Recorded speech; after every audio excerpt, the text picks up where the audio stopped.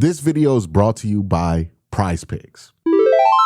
Now, we've been through enough of camp to where we know if the Browns have things that we are excited about. And I talked about that in my video earlier today, the things that, we should be excited about when we look at the Cleveland Browns, things that are enjoyable that we have learned about this team.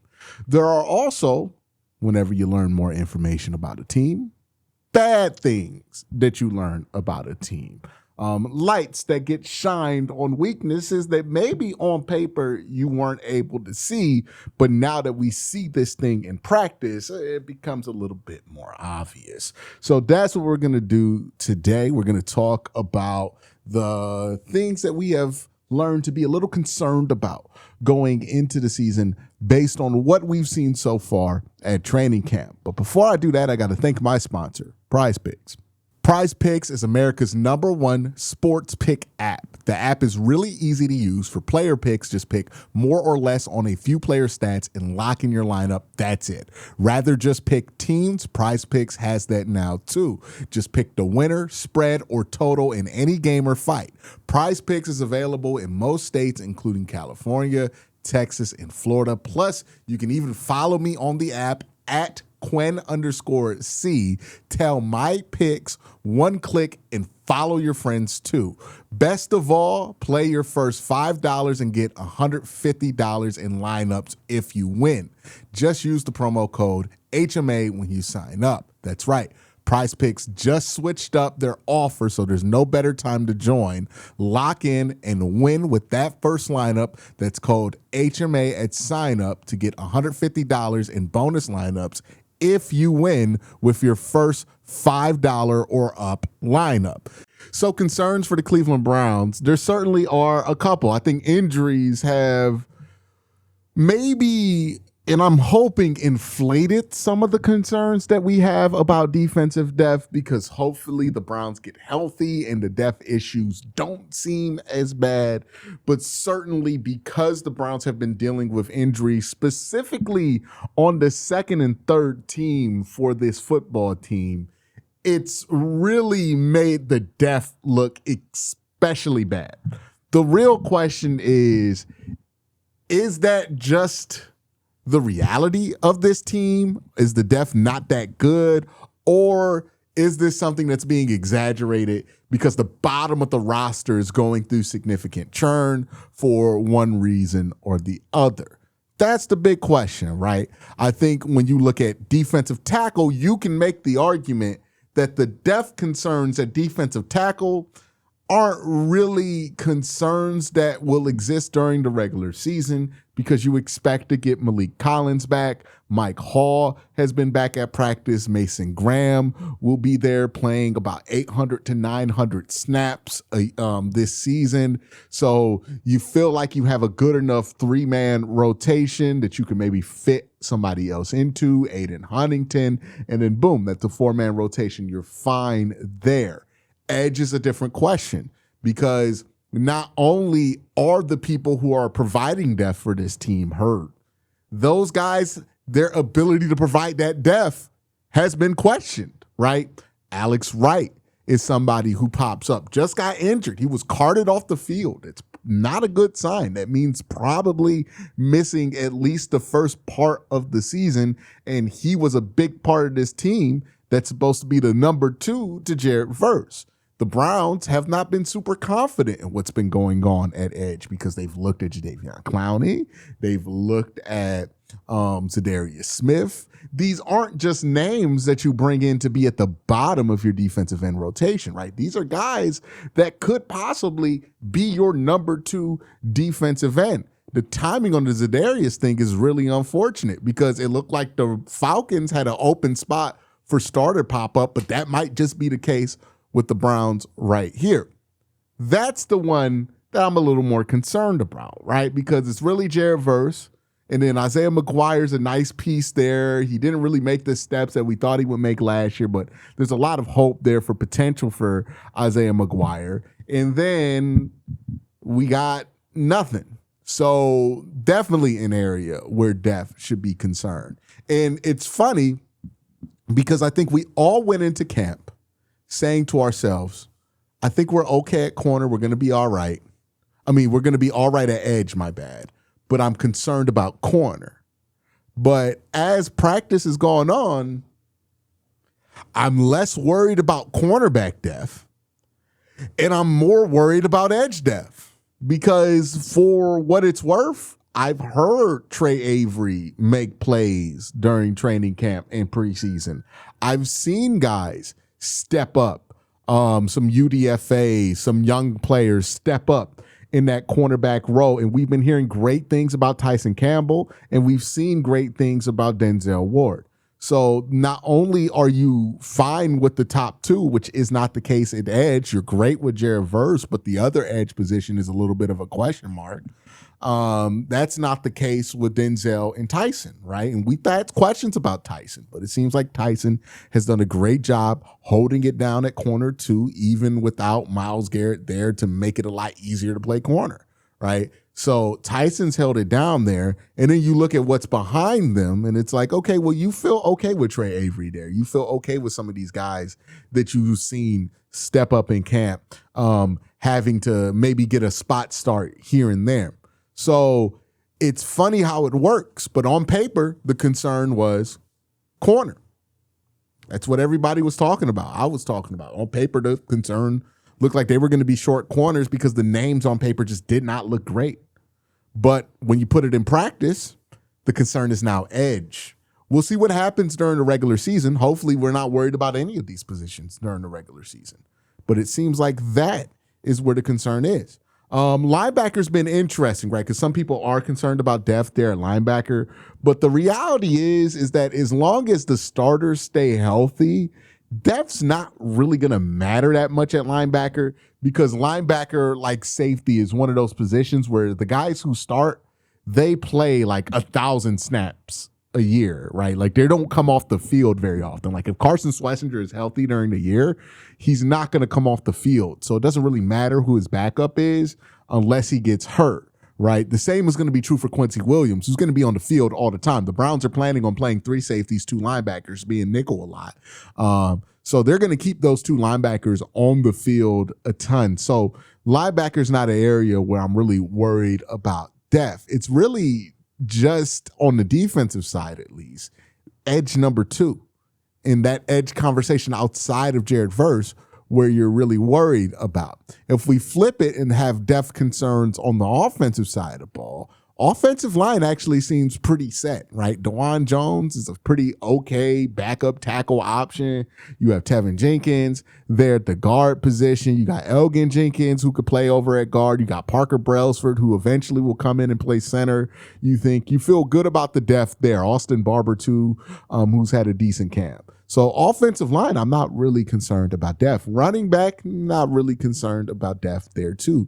Quinshawn's going to take the bulk of the carries. Dylan Sampson's going to be the change of pace. I'm pretty happy with that 1-2. And I think Rocket Sanders and Amani Marshall can fill in if need be for a game or two. So not super concerned there. But where on this wide receiver is another one where I'm not overly concerned about the depth, right? You add the 2 new names, you got Isaiah Bond in there, Jerry Jeudy's in there. All of a sudden, it feels like you got a surplus at wide receiver, which I think is just enough wide receivers. So it's not there, but where is it? Well, it's at tight end, because as much as Harold Fannon's going to hold it down for one of the tight end positions, tight end is a room where sometimes you put 3 guys in one position group on the field at the same time. I don't imagine with this tight end room that the Browns are going to do that quite often. And this is going to be a radical shift from what Kevin Stefanski used to do with this team, right? When Kevin was here, we didn't have enough plays for enough tight ends on the roster, right? We would run 13, we would run 12, we would have tight ends on the field, we would put tight ends at fullback, we played tight ends on defense sometimes, right? We had nothing but spaces in this offense for tight ends. And I thought, given how much Todd Monken has utilized his tight ends in Baltimore, we would hear more about them. But even somebody like Harold Fannin feels like he's lost in the shuffle, or not lost in the shuffle, but just hasn't been a name we've heard a lot in training camp getting a ton of targets. And I don't know if that's just because they're not worried about Harold Fannin or they're saving their stuff that they have for Harold Fannin for the regular season. But it doesn't seem like they've been targeting him a ton in practice. Like he's not been getting the ball as much as he got it last year where he was the leading target guy. Like think about that. Think about how little you've heard of Harold Fannin during training camp, given how much he got the ball last year. Again, he was a leading target getter for the Cleveland Browns, leading receiver for the Cleveland Browns last year. We haven't really talked about him much during training camp. I'm sure he's fine, and he's going to be fine during the regular season, but that kind of shows you that the emphasis is not on tight end like it was in Kevin's offense, where a tight end could be your number one receiver in Kevin's offense. Not really going to be the case with Todd Monken. Sure, we're going to get, Harold Fannin the ball, but the big question is how much are we going to use the other tight ends on the roster? And it seems like very sparingly, right? Despite the fact that the Browns drafted 2 tight ends in this draft class, one of those tight ends might not be here. You would think that would indicate, though, a focus at the position, but if you really look at it, seems like at most they're going to be playing 2 tight ends and they're quite okay with it being either Jack Stoll or Blake Whiteheart, right? Like it's just going to be what they're okay with at that second tight end position. It's going to be interesting to see how they use these guys, how they utilize that spot. They're going to want to run the ball a lot, which I think imagine it puts a lot of tight ends on the field at times, but we'll see. We just haven't heard a ton there. And when you look at the depth on paper and you look at what we've seen, the output from camp, I think there's reason to be a little concerned about what we've not really seen from tight ends, especially behind Harold Fannin, which gets us now to another area where there is concern. And I think that pretty naturally takes us to another area of concern for the Cleveland Browns, which is this run game. And the big question isn't when the run game, isn't if the run game will be successful at some point. I think that they'll get to there, right? I think they'll be successful at some point. The question is, how long is it going to take for this run game to be what it needs to be, right? Because the longer that takes, the less likely it is that the Browns are going to be able to win the amount of games that they want to win this year. The reality is that the Browns are trying to win football without quarterback play, right? Which is why quarterbacks are not making my disappointment videos, because I don't think there's high expectations of that room. The reality of that means that there's going to be more of an emphasis on running the ball. There's going to be more of an emphasis on getting the ball to playmakers in short term and like throwing the ball short and stuff like that, right? There's going to be more of an emphasis on the defensive side of the ball, more of an emphasis on special teams. And running the ball is a huge part to that, right? It's a huge chunk to that. It's the biggest chunk for the Browns offense. And it's going to have to be what carries this offense. And the big question is, will they be at the place to do that early enough in the season where it starts to matter? Because the Browns could lose so many games at the beginning of the season that it makes it a hard mountain to climb out of, or a big hole to climb out of. Like, can we get the run game going before it gets ugly, right? Like, you know, if you go 0-2, it's not that big of a deal. But if you start the season 0-5, now stuff's going to start getting real unstable real quickly, right? So can we get the run game accelerated from where it looked like it was on preseason week 1? That's going to be a big question for this team, and not one that I see a ton of answers for right now. We could talk about quarterback in a video like this. I've talked about the quarterback situation enough, right? You know what I mean? The best analogy I can come up with that I've discovered while having to talk about this is this, right? And I think I've even said this before in some of my videos, so forgive me if I'm repeating myself. But when my parents got divorced when I was a kid, my dad drove this 92, it looked like an 82 almost, but it was a real crappy Cavalier, right? It was white. It had rust on it. I remember it rusted to the point to where the trunk didn't open. And I remember being a kid and like thinking like, oh man, there could be gold in there because like now we'll never know if the trunk has stuff in it. I'm sure there were other ways to access the trunk, but yeah, the trunk didn't open after a certain point. I remember my dad said he couldn't park the car on steep hills because the brakes wouldn't hold, right? It was a really junky car. But the point wasn't to enjoy that car. The purpose of that car wasn't to provide a top tier experience for my dad or to be the car that my dad was going to drive forever. That car was just to get my dad through the year so he can eventually, and he did, buy the Ford Explorer that he actually wanted. That is the Browns quarterback room, right? It is that junky, rusted Cavalier that unfortunately somebody's dad is driving after a divorce. They don't make Cavaliers no more, so I guess it'd be like a Nissan, I guess a Nissan or a Mitsubishi, you know what I mean? Maybe like a Kia Rio. Yeah, a Kia Rio. That's the right one. If somebody's dad is driving a Kia Rio so they can get the K5 that they actually want, right? Like that's just, sometimes it's what you have to do. We've all been there, or at least if you haven't been there, some of us will get there if you're young enough, right? But, you know, we've all had to make sacrifices to get to where we want to. That's what this quarterback room is. This room is assembled to be cheap. This room is not assembled to be good. This room is assembled to get us to next year as cheap as possible. And that is what this room, I think, is capable of doing. I think Deshaun Watson and Shedeur Sanders will be able to provide quarterback play to the level that they'll get the Browns through the season. It won't be fun.